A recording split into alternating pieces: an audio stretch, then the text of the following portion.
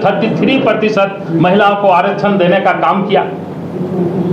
74वां संशोधन में नगर निकाय में आरक्षण महिलाओं को देने का काम किया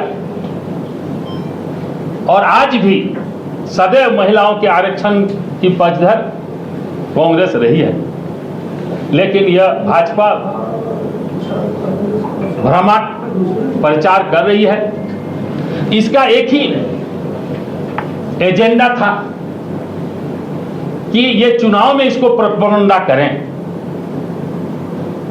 और आप देखेंगे कि जिस तरह से 2024 के लोकसभा चुनाव में इनकी सीटें घट गई, 240 में आ गई और 400 के पार जब नहीं हुआ, देखा कि मेरी जमीन घसक रही है, तो इन्होंने जो है one nation one election SIR,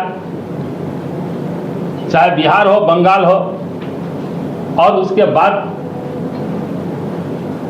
अधिकतर वोटों को डिलीट करने का काम किया। तो इस तरह से ये एक सोची समझी चाल के तहत स्पेशल सेशन बुला करके ये जानते थे और इस तरह के ये से संघीय ढांचा पर भी छोटे राज्यों पर इसका बुरा असर होगा।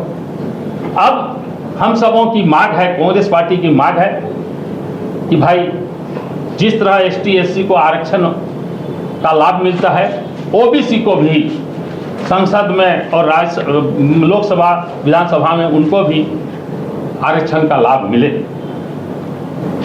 कि भारतीय जनता पार्टी ने महिला आरक्षण का ढोंग रच करके अपने राजनीतिक स्वार्थ पूरा करने का प्रयास किया।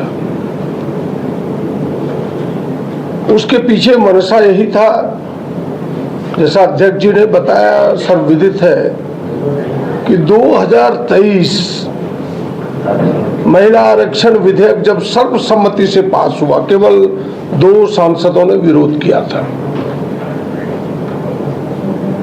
तो फिर इस विधेयक की क्या जरूरत थी? लोकसभा राज्यसभा में उनके पास कोई शब्द नहीं थे, उनके पास कोई वाक्य नहीं था कि क्या इसके उत्तर में हम दुनिया को बताएं, देश को बताएं, देश की जनता को बताएं। और उसमें ये शर्तें स्पष्ट है कि भाई जो जनगणना होगा और फिर परिसीमन होगा, इसके बाद महिला आरक्षण यह बिल सामने आएगा, यह कानून का रूप लेगा। एकाएक यह सामने लाना केवल पर्दे के पीछे परिसीमन को करना था। और जनगणना होगा देश में, तो उन्हें पता है कि जातियों की संख्या सामने आएगी और जातियों की संख्या सामने आएगी तो ST SC अल्पसंख्यक OBC का दबाव बढ़ेगा, उन महिलाओं को भी आरक्षण उन्हें देना होगा।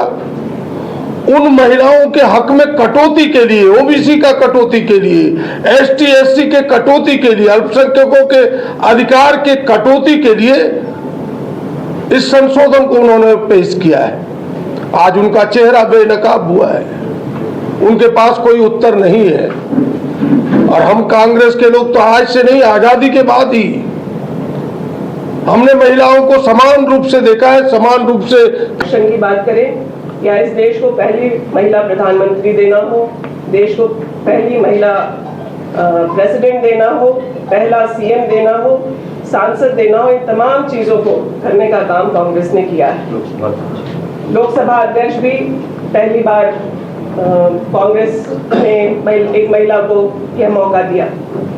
इसके अलावा कल जो हुआ, प्रधानमंत्री जी का आप लोगों ने संबोधन सुना, 58 टाइम्स उन्होंने कांग्रेस का नाम लिया।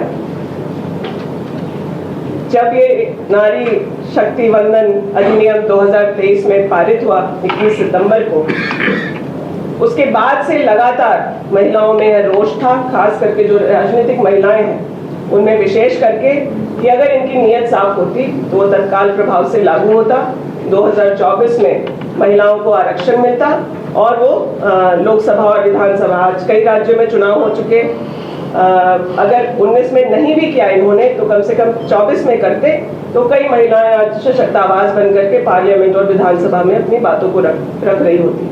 लेकिन इन्होंने 24 में नहीं किया, 29 में करेंगे कि 34 में करेंगे कि 39 में करेंगे, यह बातें भी साफ नहीं थी। बिना किसी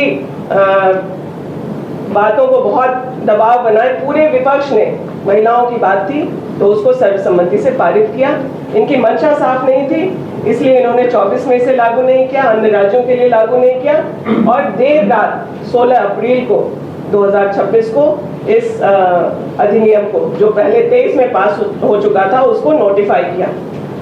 इनकी मंशा थी कि ये महिलाओं को आगे करके कुछ शिकंडी की तरह व्यवहार करके परिसीमन की जो बातें हैं उस पर अपना खेल खेलें और दोषारोपण करने के लिए महिला अधिनियम बिल की बात इन्होंने रखी, संशोधन की बात रखी, ताकि जब यह पास हो तो लोग समझ ना पाए कि इनका सत्ता का खेल 2029 का 2026 में ही शुरू हो गया है।